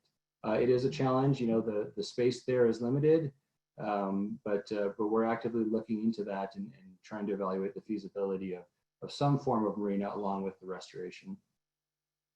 Yeah, I think based on the number of comments around sort of the ecological value of the marina and sort of questioning just sort of the assumptions that are going into the restoration of fisheries, it might be helpful, Adam, if you could elaborate a little bit on the composition of the planning team and some of the consultants that are working on analyzing all the alternatives. It could be real helpful.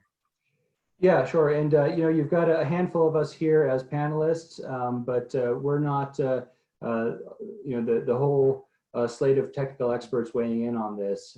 We do have a large team of specialists who are are looking at some of those aspects and helping to inform the design, the development of the alternatives, as well as the environmental review.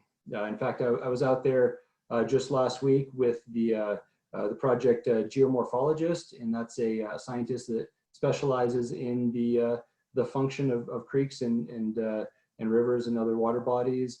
We also had an aquatic ecologist, or two aquatic ecologists actually out there, and they're working through some of their field work, understanding the site, and starting to develop some of their input into the alternatives, into the project design, and then they'll also be intimately involved in that environmental review. I also, listed a few of the topics that are covered in that environmental review, but it's pretty extensive. I mean, it does look at, the biology, the fisheries, water quality, soils, vegetation, kind of the whole gamut of issues that you can think of. And we have different specialists that focus in on each of those. So we do have all the experts will be weighing in. If you have a very technical question, we'll try to respond to it today if we can. But if we don't have the right expert here, we'll record that and get back to you. Yeah, and I believe it was Ashley made the point that during the formal environmental review process, when the draft document becomes public, there will be quite a bit of technical information included in that report and a formal commenting period. And those comments will be addressed in the revisions of that document. So it's important for folks who are more technically oriented and want to see a lot of the rationale of each one of the analysis that they really review those documents, which when they become publicly available down the road, there will be noticing about that through the project and the website and the various outreach methods that TRPA is using, as well as the other project leads. So a lot more information coming on this project. And some of the questions that I see here, the answers just aren't available right now because the analysis hasn't been done. These alternatives haven't even been fully fleshed out yet. So we'll capture these questions and make sure they're shared with the appropriate people in the team. So here's a question more oriented towards Rebecca and the outreach efforts. Question is, how are the interests of other local residents as well as the general public who vastly outnumber the lakefront homeowners being proportionally represented? Yeah, that's a good question. I mean, we have representatives from the League to Save Lake Tahoe, Friends of the West Shore. We have the fire district as well on our stakeholder group. And if other folks want to weigh in as to who else is on our stakeholder committee, we do have a lot of representation for the greater public, I feel like, with TRPA, Lahontan Water Board, and the Forest Service, because part of our mission really is to look at the greater recreation picture and how these different sites, provide opportunities for everyone. So we need to make sure that our alternatives do include, how different folks will access the site and how any one alternative might change that. So I think we're all looking out for that. And we also are getting the word out as best we can with the website. And if you have any specific community group or way that you'd like to get the word out, we can certainly, add that to your, community presentation or newsletter or anything like that. So we're open to suggestions. Mm-hmm. Yeah, and I just want to chime in too and clarify that, the stakeholder group that we've talked about, really the goal is to make sure that we're hearing all of the different viewpoints and all of the issues are being raised. But it's not a decision-making group by any means. That there's no voting or selecting by that group. They're really providing input. And it's really intended to have a broad cross-section of the different people that are interested in this project and to make sure that all those issues are raised. And as folks who've agreed to dedicate enough time to attend at least 9 half-day meetings and really roll up their sleeves and get into the nitty-gritty details. Now, with that said, those meetings are all open to the public too, and so you can find the information on those meetings on the website as well. Okay.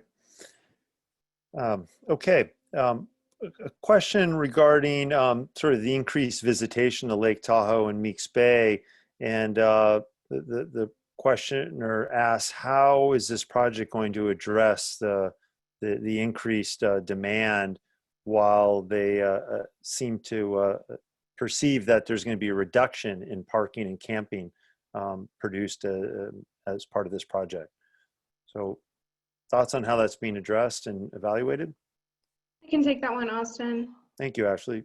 Yeah, so we have proposed in the proposed action that went out to scoping that we would be maintaining the camping and the number of parking spaces to within 20%. So that is either 20% less or possibly 20% more. And that would really depend upon kind of the final design and the configuration of the types of camping that would be going in. You know, if you're putting in, you know, large RV spurs, you're not going to be getting as many in there.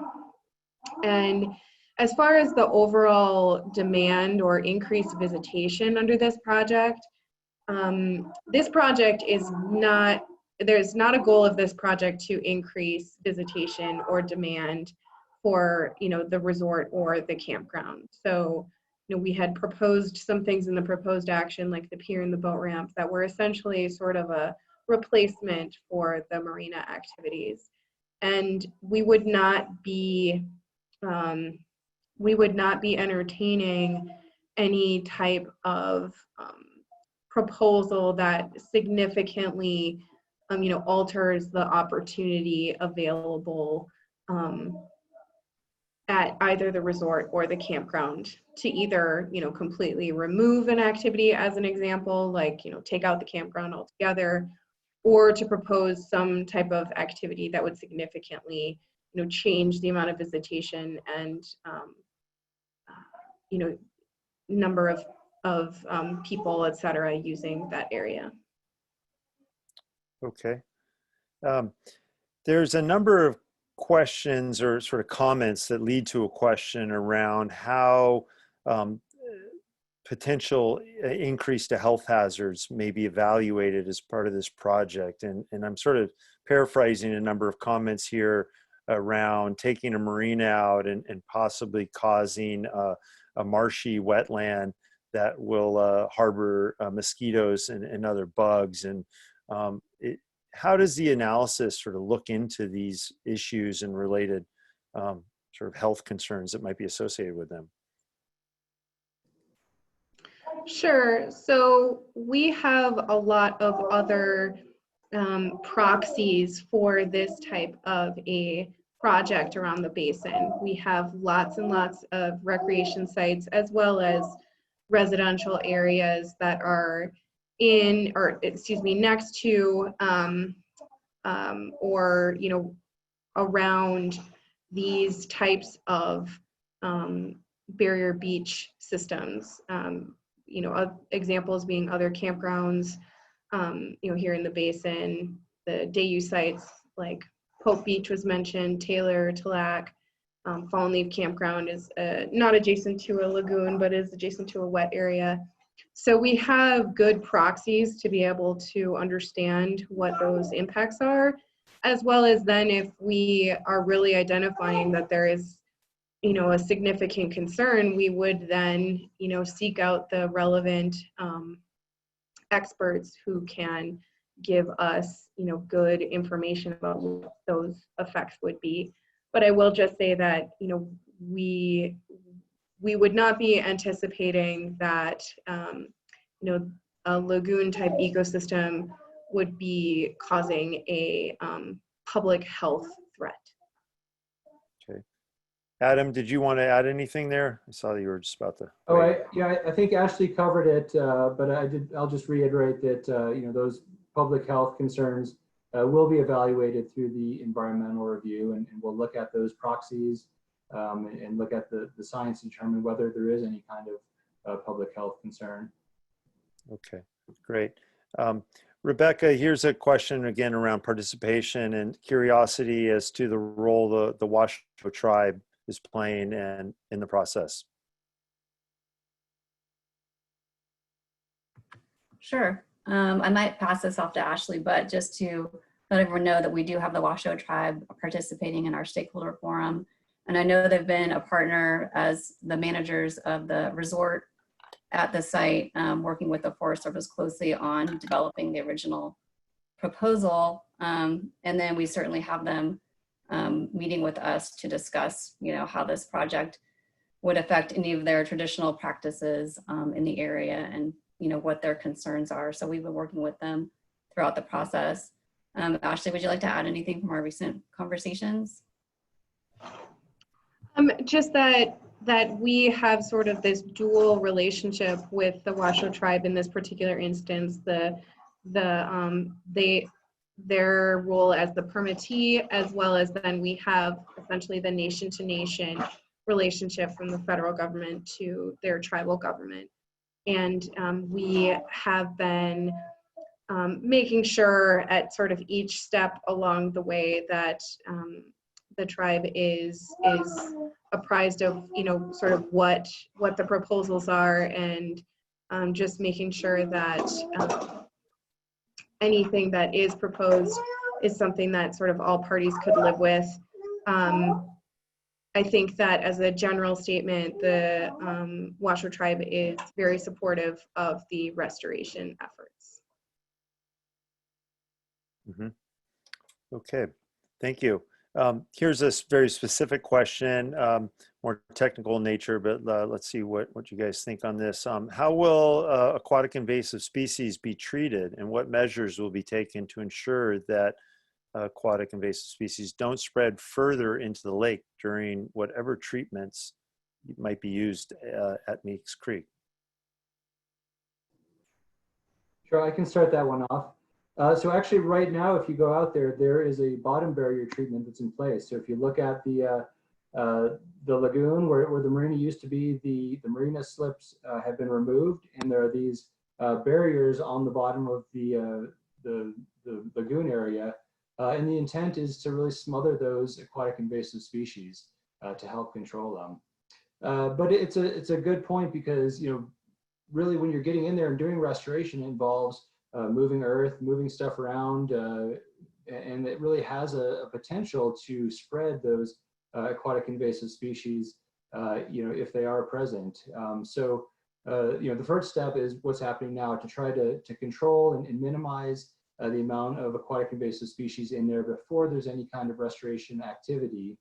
The other details of the construction phasing and approach haven't been developed yet, but it would likely involve some form of isolating the marina from the lake during that construction period, and really trying to make sure that any remaining aquatic invasive species aren't spread during the construction. And then there'd be a period of monitoring and adaptive management after the fact to make sure that it was successful, that as soil got disturbed, that those aquatic invasive species don't reestablish. There are some, Ashley mentioned some proxies for the restored lagoon, and there are some proxies for this type of restoration project. In fact, on the South Shore right now, there's a restoration of a lagoon on the Upper Truckee Marsh that's under construction right now, actually, and dealing with these exact same issues. And so they've really developed detailed protocols and approaches to isolate the lagoon and to do these treatments without resulting in the spread of the aquatic invasive species. Anyone else care to add? Or okay. And just maybe one more thought on that. The ultimate goal then is with a restored lagoon that it's less habitable to those species. Ashley mentioned before that the marinas are a great habitat for invasive species, but once it's restored, hopefully there's less ongoing management needed because it's just not habitable for those invasive species. There's a comment here that it might be useful to look at General Creek, which is just north of the project site, as a similar scaled creek drainage with this more or less functional lagoon ecosystem, according to this person. So it might be worthwhile to see what's going on there. There's a question here, or really a comment around bear activity in the area and how it's really untenable. And the question specifically is, won't the plans for this camping area increase bear activity? in the area, and how's that addressed? I can take that one. You know, the bear activity that we see in and around our campgrounds is really more related to the human activity and not related to the natural vegetation, etc. We have, like I mentioned, other areas, campgrounds that are adjacent to this type of an ecosystem. And the issues that we have with bears at those campgrounds are similarly due to human activity and not due to, for example, the vegetation that's there, etc. That being said, we would, you know, take into consideration any concerns we would have with wildlife crossings, for example, and making sure that there are areas for bears and other animals to, you know, cross through the site and make sure they're not getting trapped, those kinds of things. Okay. Okay. There's a question here really about assessing the necessary parking and sort of onshore facilities associated with a boat launch or a pier, and some curiosity about how that's analyzed as part of any of the alternatives. Yeah, I can start with that one. So, you know, obviously, if the marina is removed and boat access is provided by a boat ramp, then people aren't dropping off their boat and mooring it there long term. So they would be coming in and really being day users, where they would launch their boat and then store the trailer on site. So that is a very important design consideration, and that was really the reason in the proposed action that you saw some of those changes to parking and circulation, because there is a need to have a new parking area for trailers then somewhere in the vicinity of the boat ramp, and then that can displace other activities. You know, in terms of planning for that parking, there really isn't a formula for figuring out how much parking is needed. And if you've ever been to a boat ramp on Tahoe on a summer weekend, you know that the demand outstrips whatever parking is available. So really the amount of parking provided here for trailers is what's going to limit the amount of use at that boat ramp. So it's really kind of a physical constraint to how many boats can launch at that time. But that'll be something that's looked at in developing the alternatives and trying to make sure that there's an adequate amount of parking for a boat ramp, but also realizing that there's a lot of uses out there and space is valuable. And so nobody wants to see you know, a big chunk of Meeks Bay turn into a parking lot. So it is a bit of a balancing act. Yeah. Well, there's an observation here that this person appreciates seeing Ashley's son. So just a little smile on everyone's face. Yeah, welcome to the webinar there. Okay, good, I got everyone to smile. Here's a question that's not directly related to this the alternative development because of the other project on Highway 89, but just an observation that the parking situation right now is really bad and dangerous. And so this person's asking what can be done to address the emergency situation there. And I don't know if anyone wants to speak to that, but it is relevant. So I'll just chime in here that is really the major goal of the Highway 89 corridor plan, is to address the issues with parking and congestion along the highway there. So there are lots of facilities that are proposed in that plan. Admittedly, this particular project is not designed to deal with the highway parking. Mm-hmm. Okay.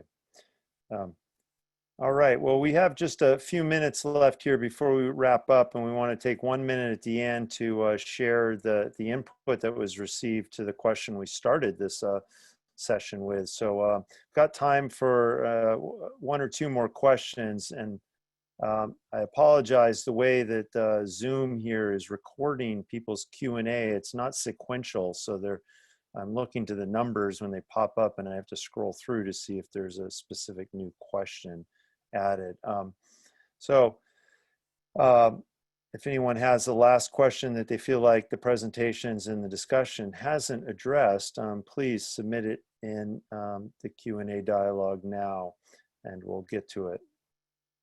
And just give me a second here. I'm going to scroll through. I'm really trying to, in real time, assess if we have any additional questions. And I appreciate a number of folks have provided, pretty specific comments that the presenters, as well as the others involved in this project, will review in depth here and discuss coming up here. So, okay.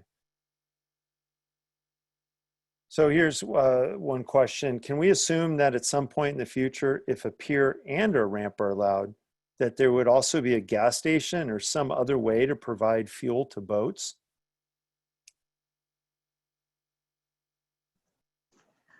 So we have other piers where they have systems for providing fuel for boats.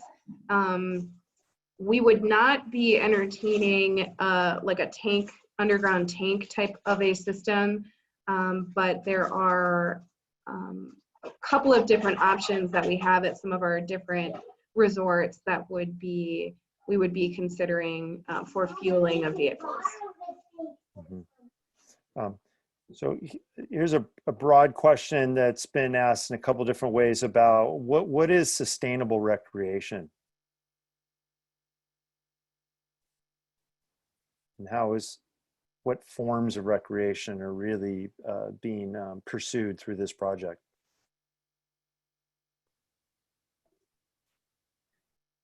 So sustainable recreation is kind of a difficult, amorphous concept a little bit, but the basic definition of it really is that your recreation opportunities are consistent with the maintaining the environment that you're in.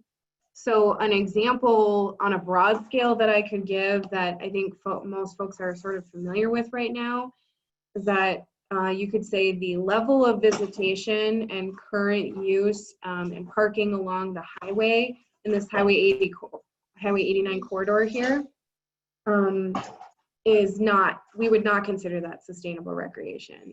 The level of use, the type of use is causing degradation of, both the human environment and the, natural environment. Okay. So what we're really looking at is providing those opportunities that can have that balance at this site of providing a recreation opportunity while not resulting in impacts to the environment. Okay, so with that, I want to wrap up here. It is 7:30 and respect everyone's time going into the evening.